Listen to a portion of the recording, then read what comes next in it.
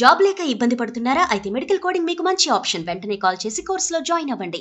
నమస్తే కళ్యాణ్ గారు. నమస్తే జయ గారు. కళ్యాణ్ గారు, ఈ రోజుల్లో చూసుకుంటే పిల్లలకి ప్రతిదీ ఒక ఆకతాయితనం అయిపోయింది.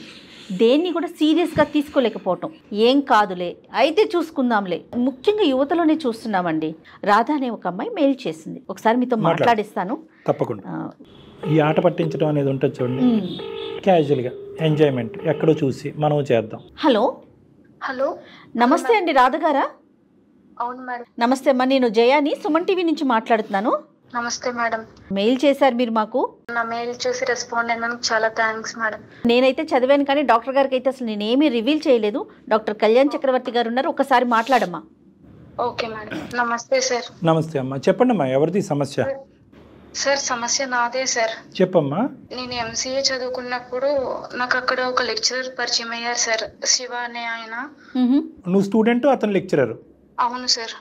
మేము 2 years లవ్ చేసుకున్నాం సార్. పెళ్లి కూడా చేసుకుందాం అని అనుకున్నాము. ఎంత ఏజ్ గ్యాప్ ఉంటుందో మరి మీకు, టీచర్ స్టూడెంట్ అంటే? మా ఇద్దరికి ఒక 4-5 years గ్యాప్ ఉంటుంది. అంతే, అతను కూడా చిన్నోడే. ఎంతకాలం ప్రేమించుకున్నారమ్మా?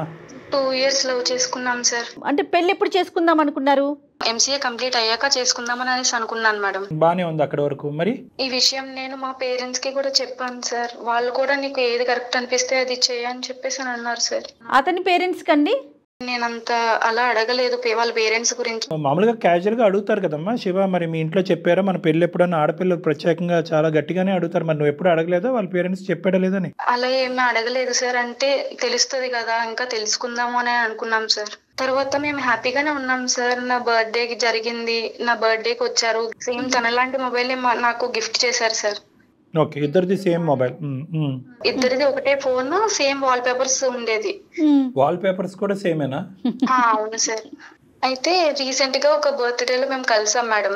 కలిసినప్పుడు మా ఫోన్స్ ఎక్స్చేంజ్ అయ్యాయి, మేము చూసుకోలేదు మేడం. అదేలే, same wall paper same phones అంటున్నారు కదా, దాని వల్ల. నేను ఇంటికి వెళ్ళిపోయాను మేడం. ఇంటికి వెళ్ళిపోయాక ఆ ఫోన్ చూస్తున్నా మ్యామ్. చూసినప్పుడు ఒక మెసేజ్ వచ్చింది. నా ఫోన్ అనుకుని ఓపెన్ చేస్తున్నా మేడం. ఏది? శివ ఫోను? అవును మేడం. అంటే పాస్వర్డ్స్ తెలుసు కదా మేడం. అదేలే. సో నేను ఓపెన్ చేశాను. ఓపెన్ చేస్తే అప్పటికి ఒక అబ్బాయి మెసేజ్ చేసి ఉన్నాడు మేడం. అబ్బాయి మెసేజ్ వచ్చింది. వస్తే నేను అప్పుడు చూస్తున్నా మేడం. చూస్తుంటే ఆ అబ్బాయి డిఫరెంట్ గా మాట్లాడడం, డిఫరెంట్ గా చాట్ చేయడం అదంతా చేస్తుంది. అంటే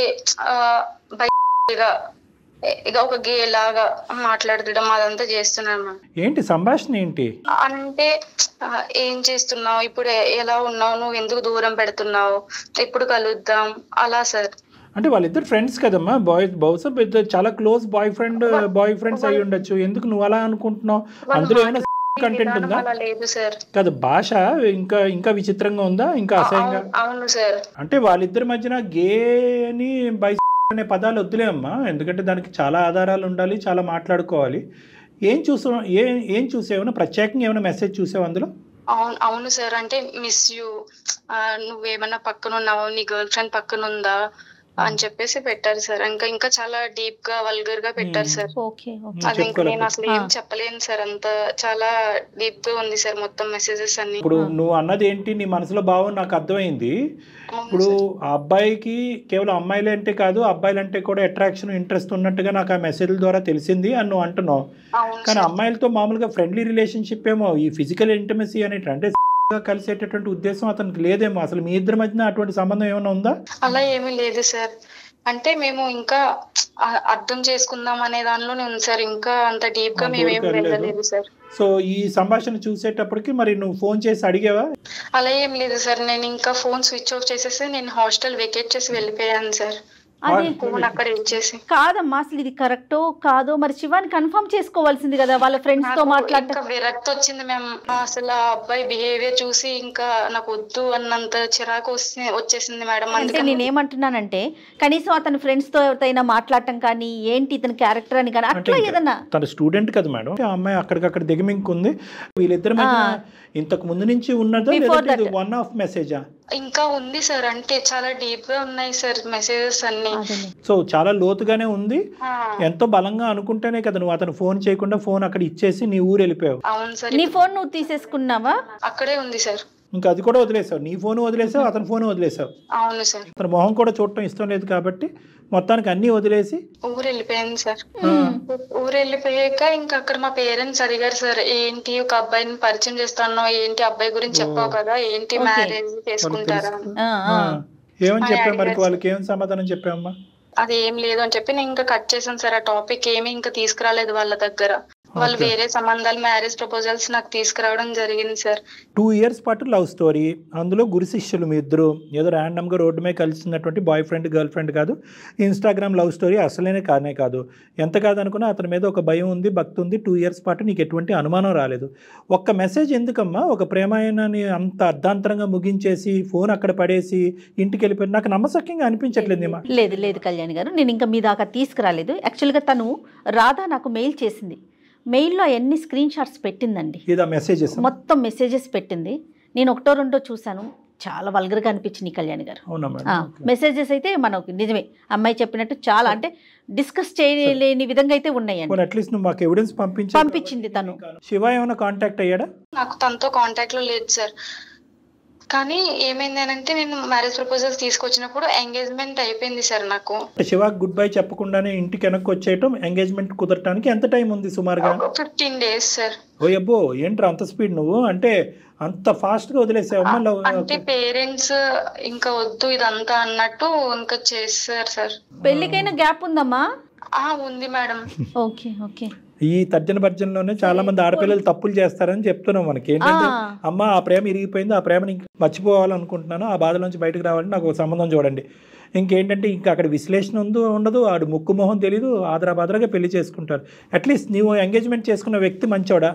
మంచోడే సార్, మాట్లాడుతున్నాను, నార్మల్ గానే ఉంది. ఇప్పుడు సమస్య ఏంటి మా దాకా మెయిల్ చేయడానికి రీజన్ ఏంటి? కొన్ని డేస్ తర్వాత మళ్ళీ శివ మ్యూచువల్ కాంటాక్ట్స్ ద్వారా నన్ను కాంటాక్ట్ అయ్యారు, మా ఇంటికి వచ్చారు. ఓకే. ఇప్పుడు నాకు జరిగిందంతా నేను మొత్తం చెప్పాను, ఇలా చూసాను ఏది అని చెప్పి. అయితే లేదు నేను ప్రాంక్ చేశాను, ఆ మెసేజ్ చేసింది నేనే అని చెప్పేసి అంటున్నారు మేడం. అవును సార్, ప్రాంక్ అయ్యాడు కదమ్మా. అయితే మొత్తం నేనే చేశాను అని చెప్పి ఆ మెసేజ్లు అవన్నీ చూపిస్తున్నారు మేడం. ఆయన సరదాగా ఆట పట్టిద్దామని పెట్టారంట సార్. ఏ నెంబర్ నుంచి పెట్టాడు? ఆ నెంబర్ ఎవరిది? అది వేరే నెంబర్ నుండి, ఆయన పేరు మీదే ఉంది సార్ అది కూడా. ఇప్పుడు ఇది ఎలా ఉంది అంటే సింపుల్ గా అబ్బాయి ఏంటంటే నువ్వు ఎంత స్పీడ్ గా వచ్చావో ఆ అబ్బాయి అంత స్పీడ్ గా మీ ఇంటికి వచ్చి అసలు ఎవరు నమ్మలేనటువంటి ఒక అంశాన్ని చెప్పేటప్పటికి మాకెవరికి అర్థం కావట్లేదు. అతని ఫోన్ నీ దగ్గర ఉంది, నీ ఆ ఫోన్ నుంచి ప్రాంక్ చేయటం ఏంటి అంటే ముందుగానే పసిగట్టాడా ఈ ఫోన్ నువ్వు పట్టుకెళ్తావని? ఏంటి అసలు ఎప్పటి నుంచి ఉంది ఆ సంభాషణ? ఎన్ని రోజుల సంభాషణ? అది ఒక 5 days నుంచి ఉంది సార్. 5 days ముందే ప్రీ ప్లాన్డ్ గా అనుకుని చేశాడంట సార్. నంబర్ ఎవరిది? ప్రాంక్ చేద్దాము అని చెప్పి. నంబర్ ఎవరిది? వేరే అబ్బాయి లాగా చేద్దాము అన్నట్టు తన సిమ్ నుంచే చేశాడు సార్. అతనికి ఇంకో నంబర్ ఉందన్నది నీకు తెలుసా? తన తర్వాత చెప్పడం వల్లే తెలిసింది సార్ నాకు ఇలా జరిగింది ఇదంతానని. ప్రాంక్ అన్నది నమ్ముతున్నావా? నాకు ఇంకా అసలు ఏం అర్థం కావట్లేదు సార్, మొత్తం అంతా ఏదో పిచ్చి పిచ్చిగా అవుతుంది సార్. అదంతా ఒక డైలమాలో ఉన్నా సార్. ఎంగేజ్మెంట్ అయ్యిందని చెప్పి కామన్ ఫ్రెండ్స్ ద్వారా కనుక్కుని వచ్చేసాడు. అవును సార్. ఇప్పుడు ఏమంటాడు? ఇప్పుడు నువ్వు లేకపోతే నేను బ్రతకలేను, నువ్వే కావాలి అని చెప్పేసి అంటున్నాడు సార్. ఇప్పుడు ఆ ప్రాంక్ కాస్త అందరి జీవితానికి ఒక బ్లాంక్ అయింది. పిచ్చా వెర్రా ఏమనాలి దీన్ని? ధూమ్ ధామ్ అని పెద్దల సమక్షంలో ఎంగేజ్మెంట్ చేసుకున్నారు. అవును సార్. పెళ్లి డేట్ కూడా ఫిక్స్ అయిందా? అయ్యింది సార్. ఇప్పుడు ఈ అబ్బాయి నీకు నచ్చాడమ్మా బానే? ఈ అబ్బాయి కూడా బానే మాట్లాడుతున్నాడు సార్. అసలు ఏం చేయాలో అర్థం కావట్లేదు సార్. ఇటు పేరెంట్స్ గురించి, పరువు గురించి ఆలోచించి ఈ అబ్బాయిని చేసుకోవాలా లేదంటే లవ్ చేసిన అబ్బాయిని చేసుకోవాలా నాకు ఏం అర్థం కావట్లేదు. శివ గురించి మీ అభిప్రాయం ఏంటి? శివ కూడా మంచోడే సార్, చాలా బాగా చూసుకునేవాడు, బాగానే ఉండేవాడు సార్ నాతో కూడా. ఎక్కడ కూడా 2 years పాటు కానీ లేదంటే అంతకు ముందు ఒక లెక్చరర్ స్టూడెంట్ గా మీరిద్దరు అంటే ఈ పరిచయంలోకి మారక ముందు కానీ అప్పుడు ఒక గౌరవం ఉంది, తర్వాత కూడా ఒక ప్రేమ ఉంది కదమ్మా? ఎప్పుడు కూడా ఇంకో విధంగా ప్రవర్తించినటువంటి సందర్భాలు ఎప్పుడు లేవు. అదే విధంగా ఏంటంటే నువ్వు చెప్పిన దాన్ని బట్టి వేరే మగవాళ్ళతో ఆ విధంగా చూసినటువంటి సందర్భాలు కూడా లేవు. కాబట్టి ఇది ప్రాంక్ అని ఖచ్చితంగా మనం అనుకోవచ్చు. శివాకి ఇది ఒక్క అంశం తప్ప ఇంకేది బ్లాక్ మార్క్ అయితే లేదు. అవును సార్. అబ్బో సింపులే అన్నాను కానీ. మరి ఆల్రెడీ ఎంగేజ్మెంట్ అయిపోయింది, పెద్దవాళ్ళు తీసుకొచ్చారు, పెళ్లికి రెడీ అయిపోతుంది, అవతల కుటుంబం కూడా ఉంది కదా కళ్యాణ్ గారు. ఇంకొకటి ఏంటంటే మేడం, అసలు ఈ అమ్మాయి మీదే ఈ అమ్మాయి వాల్యూ సిస్టమ్ మీదే వాళ్ళ పేరెంట్స్కి ఒక క్వశ్చన్ మార్క్ వస్తుంది. అవును. లవ్ స్టోరీ స్టార్ట్ అయినప్పుడు సీదా వెళ్ళి పేరెంట్స్కి చెప్పింది. అవును. అది ఒక గొప్ప విషయం. తల్లిదండ్రులు యాక్సెప్ట్ చేశారు. అదేంటమ్మా టీచర్ స్టూడెంట్గా ఉండకుండా లవ్ స్టోరీ ఏంటి అనేటువంటిది యాక్సెప్ట్ చేశారు. తర్వాత ఈ అమ్మాయి వచ్చి ఇంక ఈ విషయాలన్నీ బహుశా చెప్పుండదు, అమ్మ అది క్లోజ్, యూ గో అహెడ్ అనగానే వెళ్ళి సంబంధాలు చూశారు. మళ్ళీ ఇప్పుడు వాడు మళ్ళీ ఎంటర్ అయ్యాడు, నా సోకాల్డ్ బాసు టీచరు ప్లస్ ఇప్పుడు నా లవర్ మళ్ళీ ఎంటర్ అయ్యాడు. ఈ ఎంగేజ్మెంట్ కట్ ఆఫ్ అంటే కనుక ఈ అమ్మాయి అసలు వ్యక్తిత్వం మీద, ఈ అమ్మాయి నిర్ణయాధికారుల మీద తల్లిదండ్రులకి పూర్తిగా నమ్మకం అనేది పోతుంది. ఇప్పుడు వీళ్ళింట్లో ఎలా కొట్టుకు ఇబ్బంది పడినా వేరే విషయం, కానీ ఇది వేరే కుటుంబానికి సంబంధించినటువంటి అంశం. సో ఇక్కడ మనం సింపుల్ గా చూడాలి అంటే కనుక పరువు వర్సెస్ లవ్ అంతే. రెండోసారి వచ్చినటువంటి ఈ అబ్బాయి ఎవరైతే అంటే ఎంగేజ్మెంట్ అయినటువంటి అబ్బాయిని నేను విడిచి ఉండలేకపోతున్నాను, ఈ అబ్బాయి కూడా నచ్చాడు అనే సబ్జెక్ట్ తీసి పక్కన పెట్టేసేయండి. మీ ఇద్దరి మధ్యన అంత బాండ్ కుదిరే అంత టైం కూడా లేదు. ఇక్కడ మెయిన్గా ఏంటంటే పరువుకు సంబంధించినటువంటి అంశం. రేపొద్దున ఏంటంటే నిన్నే కాకుండా మీ తల్లిదండ్రులను కూడా వేలెత్తి చూపెట్టి నిలదీసేటటువంటి పరిస్థితి ఉంటుంది. పరువుకు సంబంధించినటువంటి అంశం, చీటింగ్ కేసులు, ఇవన్నీ రకరకాల తతంగాలు ఉంటాయి. అవును సార్. Right, okay. అసలు తనేమనుకుంటుంది, తన మనసులో ఏముంది? నువ్వేమన్నా ఒక సైడ్ వచ్చి ఆలోచించగలుగుతున్నామా? అంటే ఈ రెండింటిని వే చేయగలరా? ఏం చేయాలో అర్థం కావట్లేదు సార్, నాకు ఏం చూస్ చేసుకోవాలో అర్థం కావట్లేదు. ఇటు పేరెంట్స్ ఇటు లవ్ ఏం డిసైడ్ చేసుకోలేకపోతున్నాను. కాదు నాన్న, కాదు నాన్న, ఎక్కడైతే కంఫర్ట్ గా ఉండగలవు అనేది ఏమన్నా అట్లాంటి ఆలోచన ఏదైనా ఉందా అంటున్నారు. నీ స్నేహితురాలే ఇటువంటి సందిగ్ధ పరిస్థితుల్లో ఉంటే, నీ ప్రాణ స్నేహితురాలు, ఏమని సలహా ఇస్తావు? నేను అటు లవ్ అనే చెప్తాను సార్. సో ఇక్కడ క్లియర్ కట్గా ఏంటంటేనమ్మా, ఏమాత్రం దీనికి మించినటువంటి ఏ అంశమైనా ఇంకోటి ఏదైనా వేరేగా చెప్పుంటే కనుక, అమ్మ నీకు దొరికిందే ఛాన్సు, శివాకి గుడ్ బై చెప్పేసి వెళ్ళిపోవమ్మా. ఇది ఒక్కటే కాదు, ఇలాంటి 4-5 అంశాలు ఉన్నాయి. ఇంకేదైనా అనుకోండి, దురలవాట్లు కానీ ఇంకోటి ఏదన్నా కానీ, ఒక 10% కూడా ఏ లోపము కనిపించలేదు. ప్రాంకింగ్ అనేటటువంటిది ప్రతిసారి సరదాగా ఉండదు, అబ్బాయికైనా అమ్మాయికైనా. కరెక్ట్ అండి. ఎందుకంటే మీకు నవ్వులాటగా ఉండేటటువంటిది వేరే వాళ్ళకి ఏడుపులాటమించిపోతుంది కదా కళ్యాణ్ గారు, ఏడుపులాటలాగా ఉంటుంది. అదొకటి. రెండోది ఏంటంటే, చేసేటటువంటి వ్యక్తి ప్రాంక్ మరీ ఇంత అసహ్యంగా ఇంత ప్లాన్ చేసుకుని 5 రోజుల ముందే తన ఫోన్ నుంచే మెసేజ్లు పెట్టి ఫోన్లు మారేంత వరకు వెయిట్ చేసి అది చూసిన తర్వాత ఇప్పటి వరకు నెమ్మదిగా ఉండే అంత పిచ్చి ప్రాంక్ ఏంటి? మరీ ఇంత ప్రాక్టికల్ జోక్సా? జీవితం మీద సీరియస్నెస్ ఉండద్దు. ఇందాక నీ మనసులో మాట, ఒకప్పుడు నీ స్నేహితురాలకి జరిగితే ఏం చేసి ఉండేదని అంటే ప్రేమను గెలిపించుకో అని చెప్పుండేదని అంటున్నావు కదా. ఎన్ని ఇలాంటి అంశాలు మాట్లాడుకున్నా at the end of the day ప్రేమ గొప్పది. ప్రేమ గొప్పది కాబట్టే ఆ అబ్బాయి ఈరోజు నేను చేసిన తప్పుకి నేను శిక్ష అనిపించాలని అక్కడ ఆగిపోకుండా ఎంగేజ్మెంట్ అయిన తర్వాత ఇంకే ఫోన్ కాల్స్ లేకుండా డైరెక్ట్గా మీ ఇంటికి వచ్చేసాడు. ఇంటికి వచ్చేసి డైరెక్ట్గా నీతో మాట్లాడాడు. నీతో మాట్లాడి ఇలా ఉంది పరిస్థితి అని అన్నాడు. వెంటనే నువ్వు ఆలోచనలోకి దిగావు. ఏంటి ఏదో ప్రాంకులు ఏంటి, నాకు ఆల్రెడీ ఎంగేజ్మెంట్ అయిపోయింది, పెళ్లి కాబోతుంది, పరువు ప్రతిష్ట నువ్వు అనలేదు. ఎందుకంటే కనుక ఇప్పటికీ కూడా నీ మనసు లోపల ఆ ప్రేమ అనేది సజీవంగా ఉంది కాబట్టి. అతని మనసులో ప్రేమ ఉంది, నీ మనసులో ప్రేమ ఉంది. మరి ఎలా సార్, మిగతా రిస్క్ ఫ్యాక్టర్స్ ఉన్నాయి కదా, పెద్దలు ఉన్నారు, వీళ్ళు ఉన్నారు, ఇదంతా ఉంది. మరి ఎలాగా, ఏం చేయాలి అంటే కనుక ఇక్కడ నీ పాత్ర అనేటటువంటిది తగ్గిపోతుంది, అతని పాత్ర అనేది పెరుగుతుందమ్మా. ఎందుకంటే చేసిన వాడు చేసుకున్నంత. ఈరోజు అతను చేతులారా చేసుకున్నాడు కాబట్టి ఎవరెవరికి వెళ్ళి సంజాయిషి చెప్పుకుంటుంటాడు, ఎవరెవరికి వెళ్ళి క్షమాపణ అడుగుతాడు అనేటటువంటి బరువు బాధ్యతలు ఒక లెక్చరర్గా నీ వయసులో నీకంటే పెద్దవాడిగా అతని నెత్తి మీద వదిలేసి, లేదంటే కనుక అతనితో నేను మాట్లాడతాను. ఎందుకంటే ఇప్పటికే ప్రేమ ఉందన్నది ఒకసారి, ప్రేమ తెగిపోయిందని ఒకసారి, పెళ్లి చేసుకుంటానని ఒకసారి, ఇప్పుడు ఆ పెళ్లి వద్దు ఎంగేజ్మెంట్ క్యాన్సిల్ చేయండి అని ఇంకోసారి నువ్వు చెప్పలేవు. మీ ప్రధానంగా మీ తల్లిదండ్రుల ముందు నీ క్యారెక్టర్ అనేది డిటీరియేట్ అయిపోతుంది. ఈ అంశాన్ని ఏదైతే ఉందో, ఎందుకంటే అవతల వాళ్ళు కూడా ఇందాక నిన్ను పెళ్లి చేసుకునే వాళ్ళు కూడా అర్థం చేసుకుని ఎడ్యుకేటెడ్ గ్రూప్ అని నువ్వు అన్నావు కాబట్టి ఊరు వాడ సొసైటీకి ఏం చెప్తావు అనేది పక్కన పెట్టమ్మా. ఇది తెలియకపోతే పర్లేదు, నీ అదృష్టం ఎక్కడ బాగుందంటే పెళ్లికి ముందే ఇది తెలిసింది కాబట్టి నువ్వు అదృష్టవంతురాలు. అయినా కానీ లేదమ్మా నువ్వు పరువు కాపాడుకోవాలి, పెళ్లిని కాపాడుకోవాలి, కుటుంబ గౌరవాన్ని పెళ్లి చేసుకో అంటే కనుక ఇంకా జీవితం 100కి 100 ఏళ్ళు మాత్రం నువ్వు ఇతను ఊహించుకుంటూ అతనితో పాటు కాపురం చేసేటటువంటి పరిస్థితి వస్తుంది. అది భయంకరమైన పరిస్థితి, అది ఒక భయంకరమైన డిప్రెషన్, నువ్వు ముందుకు వెళ్ళలేవన్నది నా అభిప్రాయం. కాబట్టి నేను ఇప్పటికీ కూడా ప్రేమను గెలిపించుకో అంటాను. ఒకసారి జరిగినటువంటి తప్పు పెద్ద మనసు చేసుకుని నువ్వు ఫస్ట్ క్షమించేసే. నెంబర్ 2 ఏంటంటే, బాబు ఇలాంటి అంశాల్లో నేను చాలా ఇమ్మెచ్చారు, నువ్వు ప్రాంక్కి వాడినటువంటి తెలివితేటలన్నీ కూడా ఇప్పుడు వాడి నా తల్లిదండ్రులకు అవసరమైతే కనుక అటువైపు ఉన్నటువంటి వాళ్ళకి కూడా ఇలా మేము ఇంతకాలం బట్టి ప్రేమించుకున్నామండి, ఒక చిన్న అనాలోచితమైనటువంటి పని ఈరోజు మా ఇద్దరిని విడదీసి ఈ తొందరపాట్లు ఈ ఎంగేజ్మెంట్ వరకు జరిగింది అనేటటువంటిది ఎవరు కాళ్ళ మీద పడతారో అనేటటువంటి ఆలోచన అతని నెత్తి మీద వదిలేసి ఈ బండిని ముందుకు ఈ విధంగా తీసుకెళ్లవలసింది అనేది నా ఆలోచన అమ్మా. ఏమంటారు జయ గారు? రాధా చేసింది కూడా కాస్త తప్పనిపిస్తుంది కళ్యాణ్ గారు. ఎంక్వైరీ చేయకుండా ఏదైతే మెసేజ్ వచ్చింది అవునా కాదా, ఇప్పుడు తనతో పాటు ఉండే కొలీగ్స్ ఉంటారు, ఎవరు ఇప్పుడు ఒక మనిషికి ఇంకొక మనిషి ఎవరో ఒకరు ఉంటారు కదా, కాస్త ఆగి నిదానించి కొంచెం ఒక్కసారి ఎంక్వైరీ చేస్తే అసలే డౌట్ లేని వ్యక్తి మీద ఏమీ లేనివి. ఇప్పుడు ఎంగేజ్మెంట్ దాకా వెళ్ళి యువతలు ఇంకొక ఫ్యామిలీ కూడా ఇన్వాల్వ్ అయ్యి ఉంది కదా, చూడండి తొందరపాటు పనులు అతను చేయటమే తప్పు.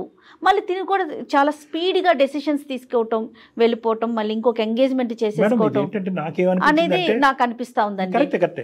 ఎక్కడైనా కూడా ఎంక్వైరీ చేసుకోవాలి, ఎందుకంటే ఏం జరిగిన కళ్ళతో చూసిందే నమ్మలేని రోజులు కదా. ఇమీడియట్ గా కాకపోయినా కొన్ని రోజుల తర్వాత నాగాలి. నువ్వు అసలు ఒక నెల 15 రోజులు కూడా వెయిట్ చేయకుండా అమ్మ అది క్లోజ్ ఇది అంటే కనుక ఎలా ఇక్కడ మోసపోయాను అని అనిపించింది సార్, అందుకని అదే దానికి ఆ పాయింట్కే వస్తున్నాను రాదా. ఇదేంటంటే ఇదేదో ఒక సింగిల్ లైన్ మెసేజ్ కాదు. అవునండి, పదే పదే వచ్చినటువంటి మెసేజ్ను, కానీ అక్కడ నువ్వు ఇరువురు ఎక్స్చేంజ్ చేసుకున్నటువంటి మెసేజెస్ వన్ సైడ్ వచ్చింది కాదు. అతను ఒక నెంబర్ నుంచి మెసేజ్ పెట్టుకుంటున్నాడు, ఇంకో నెంబర్ నుంచి పెట్టుకున్నాడు.